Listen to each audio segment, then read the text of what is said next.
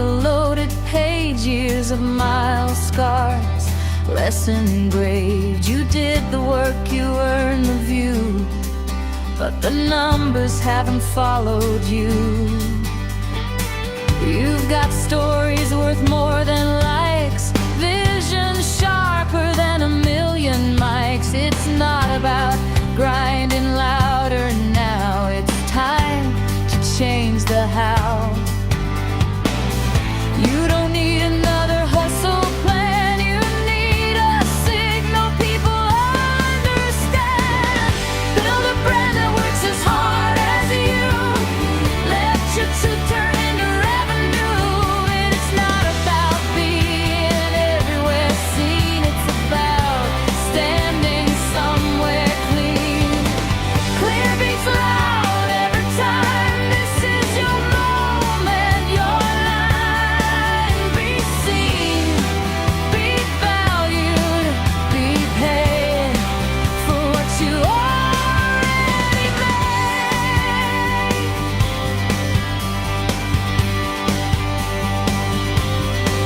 Step onto a stage where the moment's real, where live conversations make connection feel. From silent hosts to voices that land, where trust is built when you're seen firsthand. Big ideas shared in real time air, no edits, no filters, just presence there. From employee thinking to owning the frame, packaging outcomes, calling your name. Right platform, right point of view, one-lived moment, cut straight through. Build a brand that works as hard as you, let your story drive the revenue. It's not about shouting to the crowd, it's about clarity spoken out loud.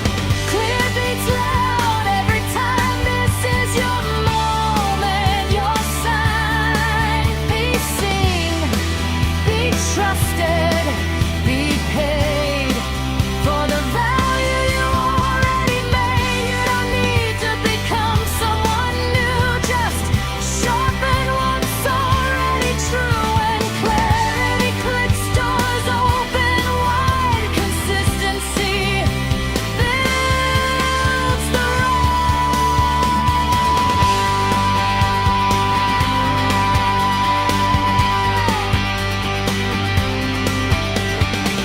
Build it clear, build it strong. You've been ready all along, not louder, just a line. Confidence meets design. If you're ready to step in the room where insight turns into bloom, I'd love to see you there. Let's build it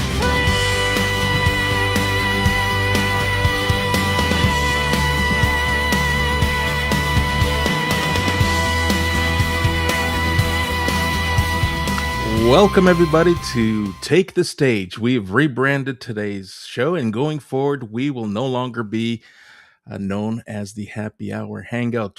This is Take Your Stage, and I am joined by one of our newest members of the Your Stage Live community, Dion Nicole. Dion, welcome to the show. How you doing? Why don't you introduce yourself, and we'll get started.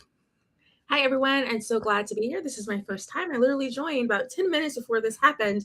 And I'm one of those, let's just jump in and let's just get started type of person. So I am here, and I'm just here basically to learn about what it means to go live in this day and age with all the interwebs and the AIs and all the things. And so excited to be here. I love what you just said, what it's like to go live. And some people feel that they're competing with AI. And let me tell you, I started this community to do one of two things, either to supplement the AI noise and the slop that people are now referring to. AI slop is now a trending word, and everyone's trying to combat AI. And I felt that this was a great opportunity, build a community that helps people get in front of the camera and meet their prospective clients, their prospective audience, and their prospective communities in real time, making an engaging conversation. You get to answer questions and have conversations with people. There's no better way to build trust faster than by starting and building a content strategy that is centered around live content. Then, not to mention, there's the evergreen content that comes out of this.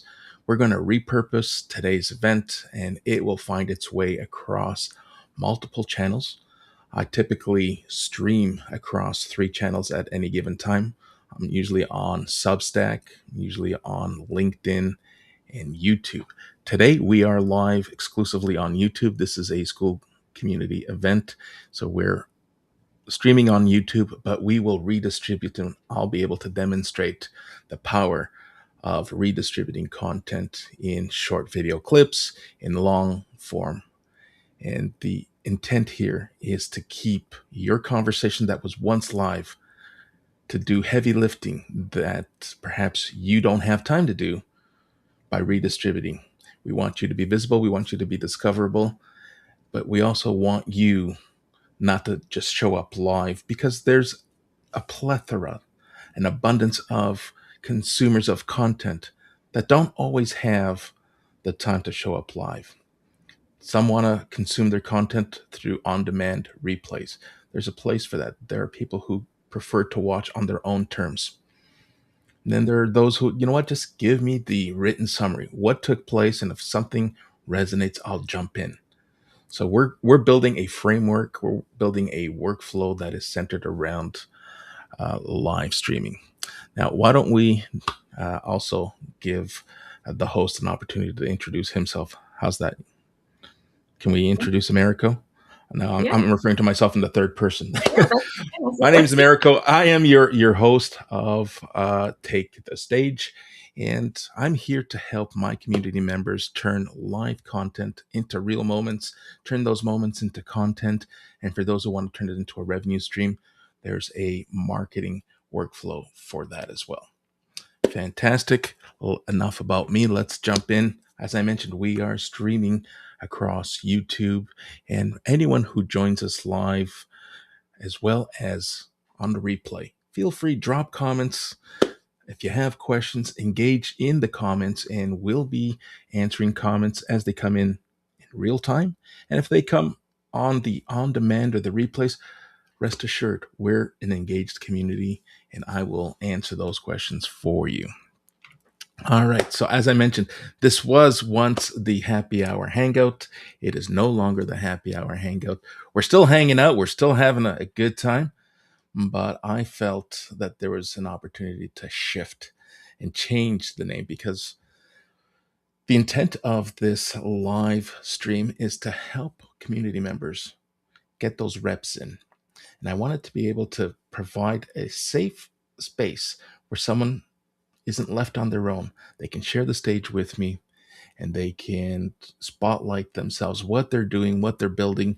And if you're a school community builder, this is a great place to promote your school. I'll allow self-promotion where not all school communities allow for that. But this also gives us an opportunity to demonstrate while promoting you and what you're doing gives us an opportunity to demonstrate the value of community. Dion, you do not have a school community, but there's no shame in that. We're not judging.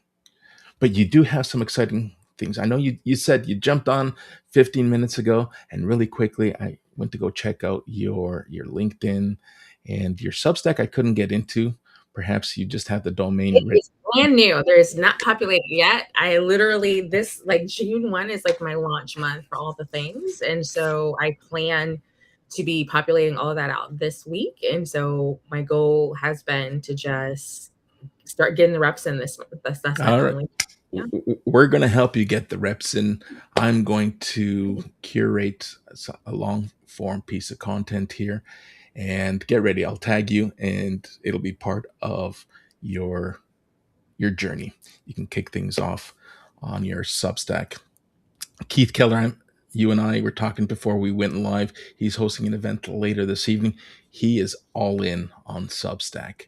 So if you don't have a Substack community to follow, you're going to want to follow Jill Hart. She hosts a fabulous school community all about Substack. And Keith also advocates very highly on Substack. So two people that you're going to want to follow. One has a community, the other doesn't, but their advice, their coaching, their mentorship, and their thought leadership around Substack is next to none. All right, so why don't we dive in? And we'll try not to make this too much of an interview, more of a conversation piece. But today's focus is to talk about school. But seeing how you don't have school, we want Oh, to well, here's talk. the thing. So I actually do have a school community, and I've decided, Oh, yeah, I've okay, actually let's decided hear it. to honor it though. So I approach school a little bit differently than some people do. Some people use it for like an actual community, but I really like the idea of using it more like a repository for my thoughts. And so when I created my school, the reason I don't mention it is because it's not really a community where people join. People have joined, and we still do cool things there, but it's more about me just basically diarying my vibe coding journey because I'm a vibe coder, and I just wanted a place to put all the things that were happening. But I think I'm using school very differently than a lot of other people. All right, I'm interested. Why don't you tell us a little bit about how you're using it if you want to go into more details? Because Yeah. you are right. And before I give you the mic, I've come across different ways. Some use it purely as a marketing funnel. They just want people in the door, and then they pitch you their services. The community owners aren't present unless you're a new member. Others take it a whole different route. So school isn't really it, yes, it is a community based platform, but I'm seeing some very unique and different ways that people are turning school into valuable assets and resources. Yes. So I don't know, for those that are, if you're familiar with school, then you understand that you can have your community in two ways. It can be public or it can be private. So I've made the intentional decision to have my school be public because when you do that, Google and other things are then able to scrape and they're able to use that information, those posts that you've done as data. And you could literally be found that way. And so because I didn't necessarily have a product that I wanted to necessarily sell around my vibe coding. I basically wanted to use it as a plate because school is so cool with classrooms and it has all these different functionalities that I was basically like, I can literally use their school, their classroom, pay $9 a month, use their classroom just to like store all of my workflows and to have things organized and to be able to kind of like do blog posts of interesting things that people could potentially find. And then I was like, well, people are joining. So because like they're joining. So I was like, okay, that's cool. People are interested in this. I was very surprised because I hadn't really been advertising it. And I guess like this, like I'm like number 3 in vibe coding already. It's like a surprise thing for me. But I'm using it differently because I did not want the pressure of having to show up live every single day. I didn't want the pressure of having to make it like educational. I literally just wanted to share what I was doing in real time and just let people follow the journey if they're interested. And that's kind of how I'm using it. That's fabulous. Listen, going live isn't something that you have to do daily. In fact, when I started doing this, the real background story was 3 layoffs. So I was laid off post pandemic 3 different times, and I was trying to reinvent myself and trying to be different from other content creators and get the attention of recruiters. And figured, all right, let's stop being a keyboard warrior and let's step into a mic and let's step onto the camera and see if we can draw some attention. In fact, the attention I started to draw wasn't from recruiters as much as it was, hey, can you help me? Like I lack confidence in going on camera. I'd love to have some support. I'd love to do what you're doing. And there it was, this aha moment. It's like, all right, this could be your next calling. And here we are building a business that helps others, founders, startups. Listen, I know what it's like to transition from corporate roles and build something for yourself from scratch. And I want to help those people who are at the ground level, and whether they are at a do-it-yourself stage in their game, because for the longest time, many of us wear multiple hats because we have the capacity. And I want to help those who are doing it themselves do it the best that they can with what they have. And then as time progresses, those who are ready to scale and relinquish one of those hats, I'm here to help. Hey, you know what? Let's keep the content going. Let's continue to build around live conversations. But let me take that off your plate. I just want you to show up, focus on your message, focus on your business, and I will focus on the planning for you. We will promote it, we will redistribute it, and we will package it so that, as you mentioned earlier, your content is crawled and it is found. We want you to be visible, and many people feel that it's so much work because they got to be online all the time and they got to be creating content. And it's people make it much more complicated than it needs to be. One live event could give you as little as a week's worth of content or a month's worth of content. It's all up to you and how you decide to package it, how you decide to redistribute it, and understand where people are hanging out and how they prefer to consume the content. Right? We're going to talk here possibly for up to an hour, maybe less, but some people and most people who are mobile users, always on the go, they like those snappy 30 to 60-second sound bites and clips. So we'll take excerpts from today's conversation and create content for those individuals. So we want to be able to help people uh, be on the other side of search, whether it is a browser-based search or an AI-based search. I want people to be able to say, what is Dion Nicole best known for? And I want the content that we're creating, the narrative that we're creating, to be front and center so that when people click, they see who Dion is best known for or what she is best known for. Yeah, I want that too. On that's we all want that, right? Exactly. That is fabulous. So tell us a little bit about, because I think this is important. We talk about social media and we talk about community, but you came in through a referral. You Yeah. are a member in a different community. And how valuable is it when someone else advocates? Because I can't thank Corinne enough for allowing me into her community. And we had a wonderful conversation. And here's another opportunity that people don't realize. We're here, we're plugging each other. And that's also what community does. That and does better than social media platforms. We advocate for each other. We're here to amplify and lift one another in this ecosystem.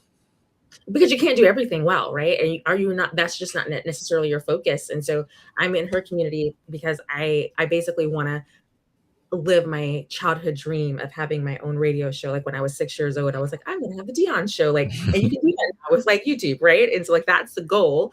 And so I was really interested in the work that she was doing. And then when she mentioned that, she just mentioned it like I think a day or two ago. She was like, hey, here's some resources that would support you on your journey, especially if you want to do live streaming. And my brain was like, totally focused on live streaming. Like, what is now? Let me click right now. And so I think a lot of times what happens is we hear the right words or the right thing at the right timing, and we don't always know what that timing is. So by allowing yourself to be available to be referred by other people or to be kind of like in the ecosystem of what other people are doing, you just never know where those conversations are going to go.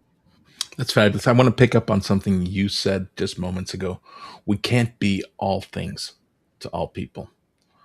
And maybe I'm paraphrasing, but that is the message. You're absolutely right. And many of us with good intentions want to be more than we have capacity to be because the experience is there.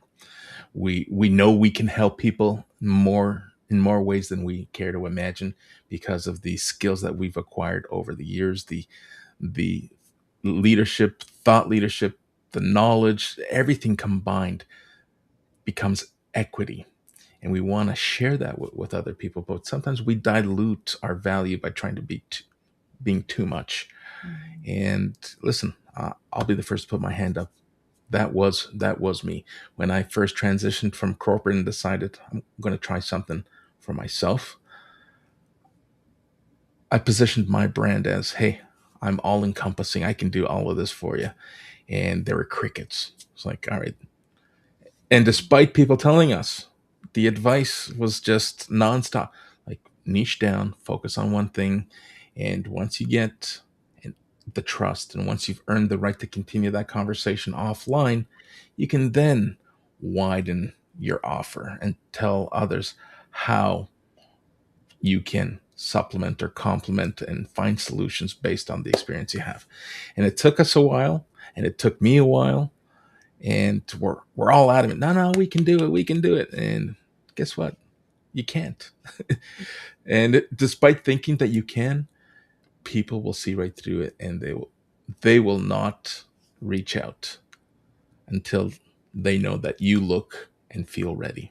So don't be afraid. Whittle it down, niche it down to one or two things that you do well, and the opportunities and the conversations come. And that's what I decided. I decided to plant roots here with live streaming, and then all the stuff that comes with it, the marketing, the planning, that can be discussed at another time. But we're here to focus and help people go live. Now, let me ask you a question, because you're doing extremely well. You sound really good. You're confident. Um, but there are others who are hesitant and apprehensive about going live. They want their message to be perfect. They themselves want things to be perfect before they step into a mic or step onto the camera and step onto their stage. What are your thoughts around why people might feel that things need to be perfect? Yeah, so the work that I actually do, I actually have a framework called instinctual design, and it deals with nervous system intelligence. And I can tell you exactly why people get nervous. Um, it's a I big know you can. That's why I queued up the question the way I did. yes. Like, thank you so much. I was like, this is perfect. I know exactly what to say.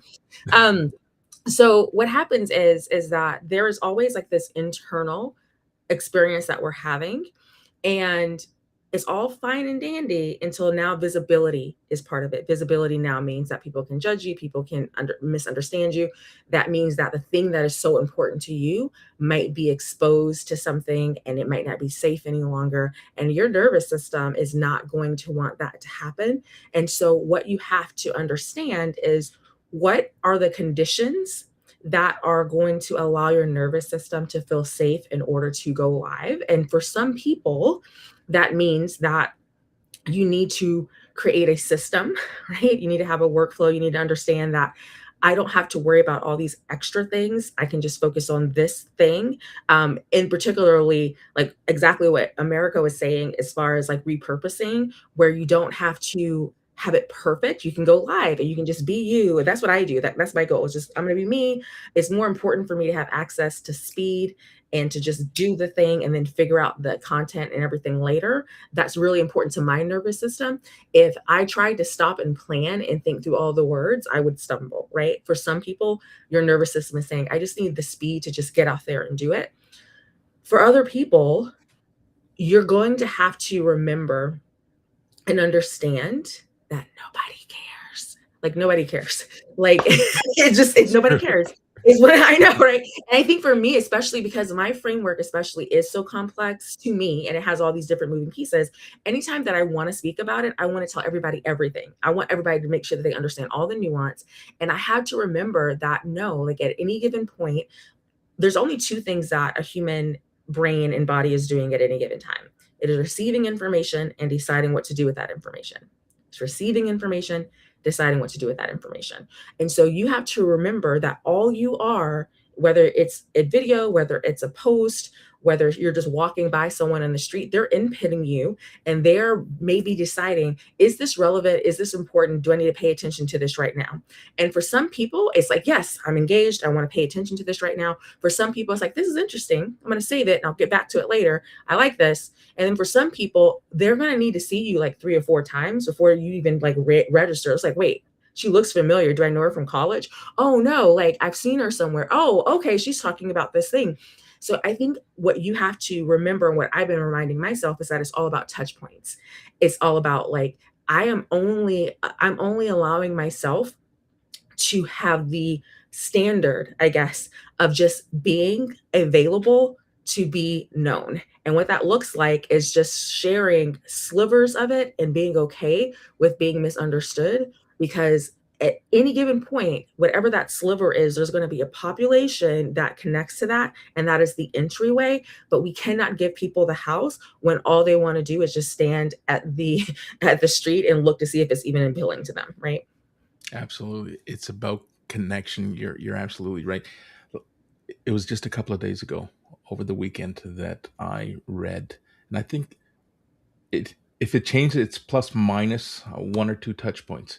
But the average consumer of content or buyer connects and interacts with 11 pieces of content on average before they make a decision on the Yeah. next step.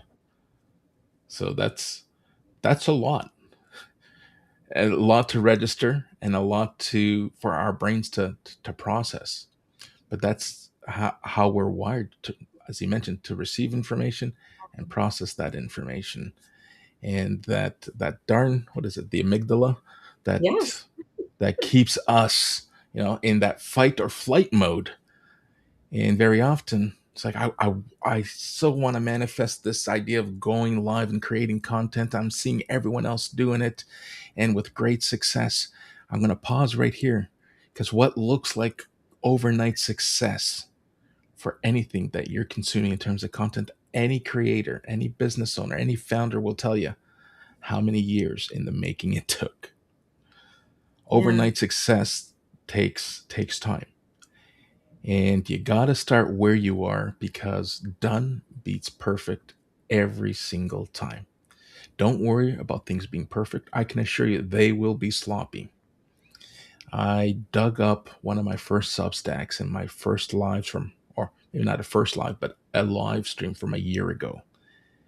And I was just blown away with how far I've come and how sloppy it was. But had I made that decision to, you know what, we're going to hold off until things are better, things are perfect, things are polished, I'd probably be still sitting here saying Yeah. I'm not ready.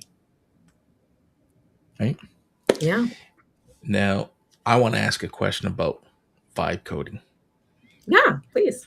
And it's going to be a layman's question, because there are people who are hearing vibe coding quite a bit. It's now trending. What is it? Yes.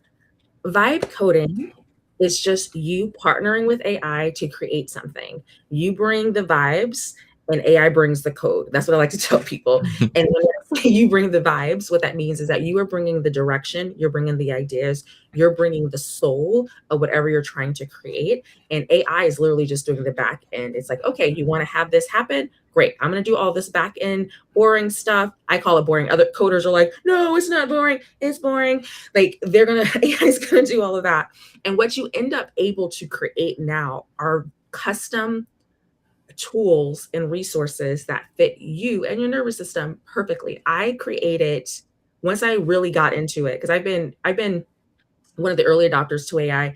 I was like on the wait list for like the beta list for like ChatGPT. Like I kind of was like understanding vibe coding and things. And then on, I will never forget, like in this March, International Women's Day, Lovable, which is a platform that is a vibe coding platform, had like a free 24 hours where you can just go in there and you can just like play around and you can do all the things. And I ended up building an app that day because I knew that I was like, I'm going to take advantage of this. I knew exactly what I Hmm. wanted to do. And then I ended up building 10 apps in a month. And once I got into it, I was able to realize that, like, oh, okay, I literally already know.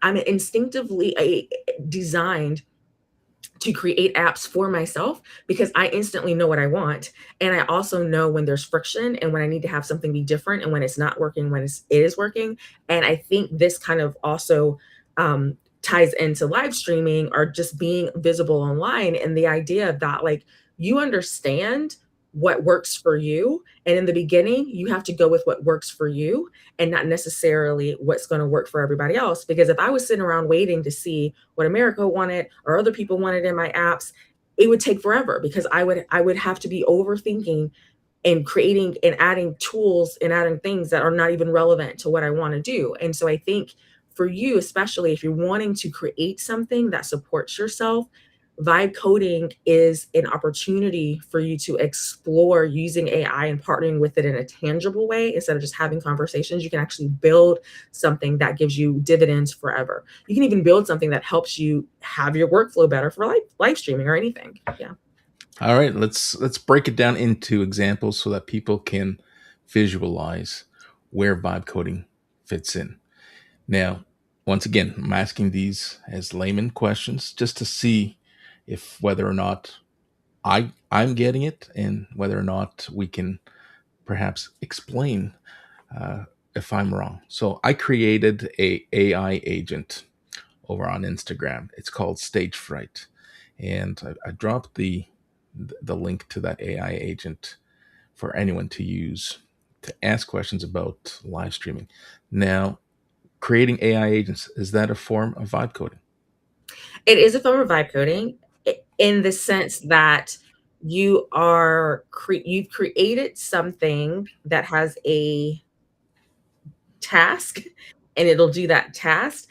An agent is more so kind of like, I consider like an agent more so like the foot soldier that is actually like, here's the task. I'm going to go ahead and I'm going to do the task and I'm going to make those connections.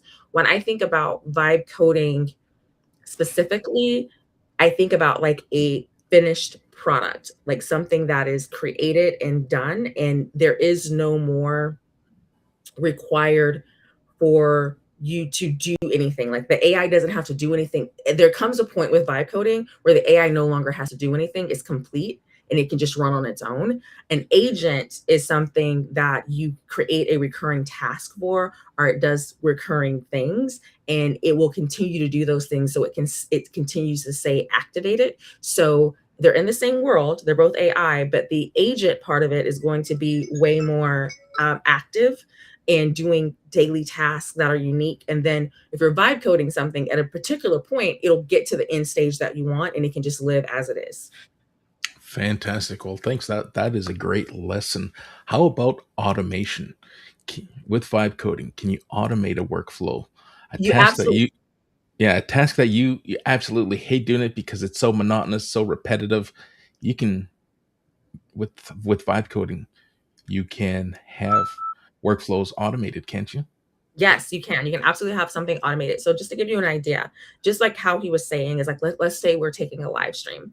What you can do is then from that live stream, you can actually take the transcript and then you can actually create vibe code a tool or an app that will then take that and you can tell it what you want it to do. So you can say, I want you to now then identify 6 different main ideas from this transcript.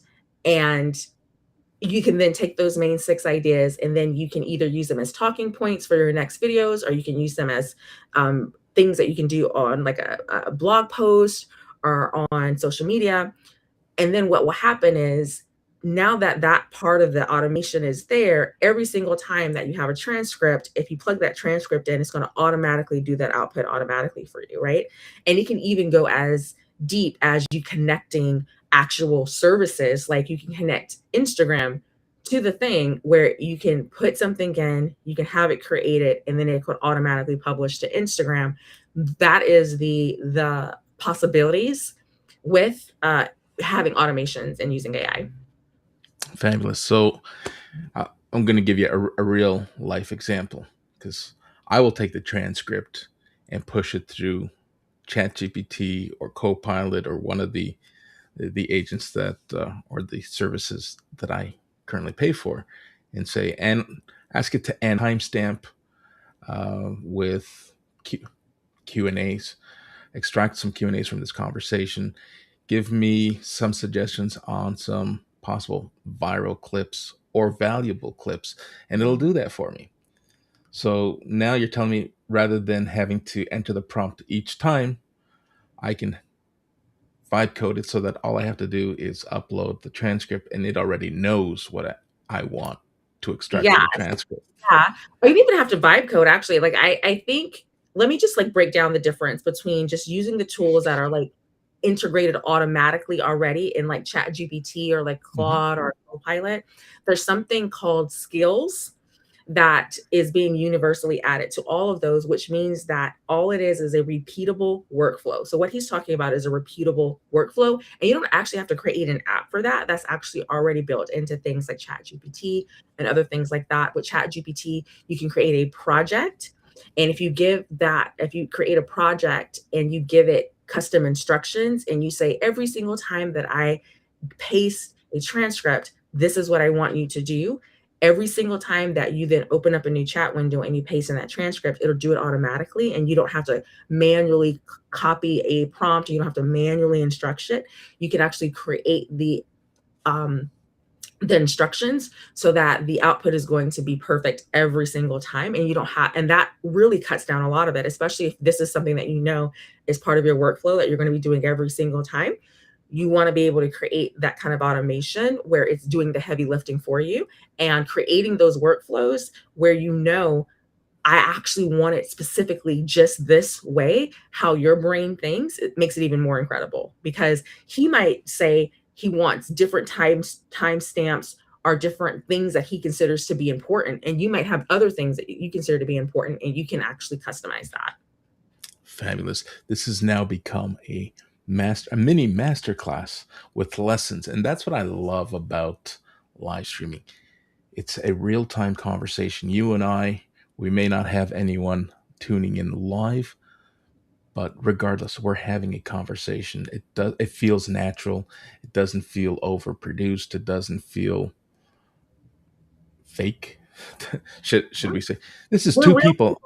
people. We're real people having real conversations, and we want to help people be comfortable with this because let me tell you, millions upon millions of people are starting to crave and they're starving for content that engages that human connection.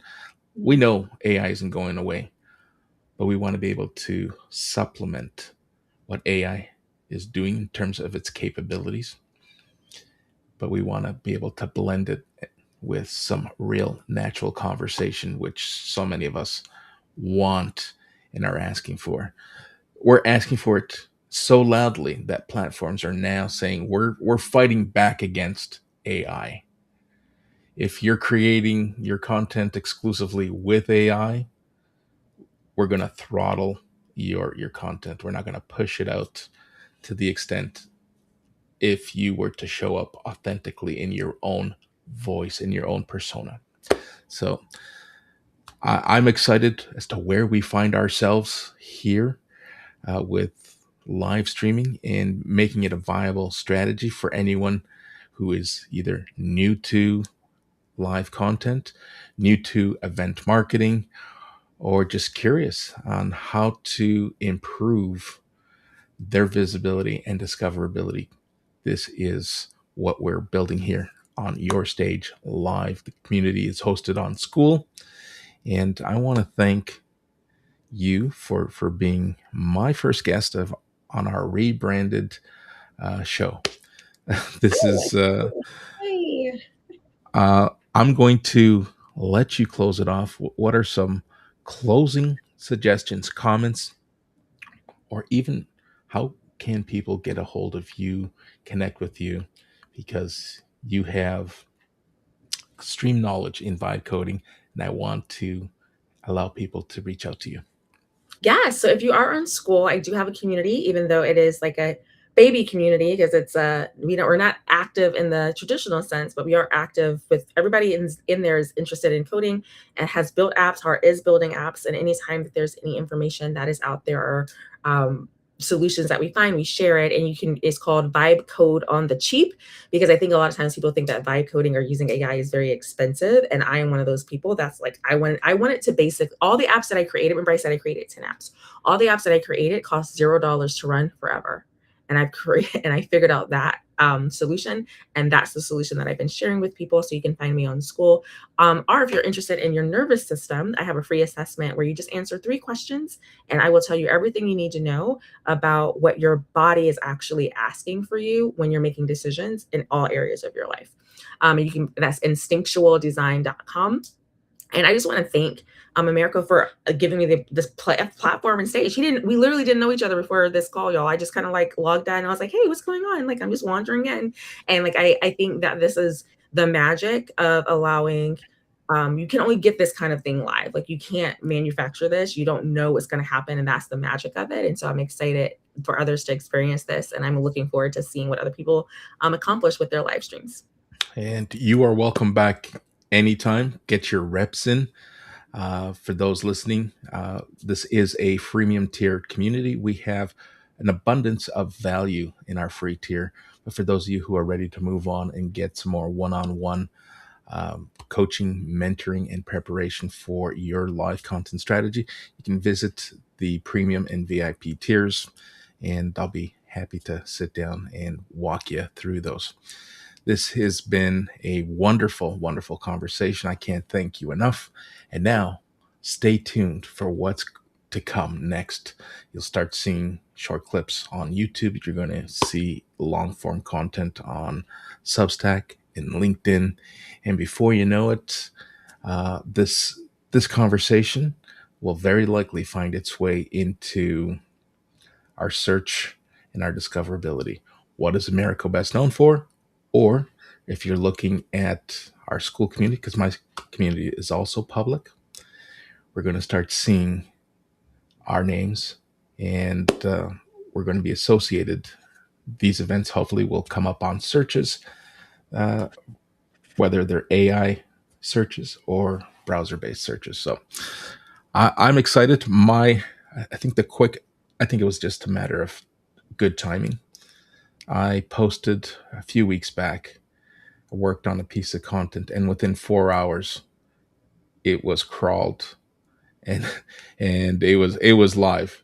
It was part because every once in a while I'll jump in just to see how quick things work. It was like in under 4 hours. It Wow. was part of my social footprint. I love that. All right, Dion, thank you so much. Let's close the room out and stick around backstage, and we'll wrap things up. Okay, sounds good. Bye, everyone.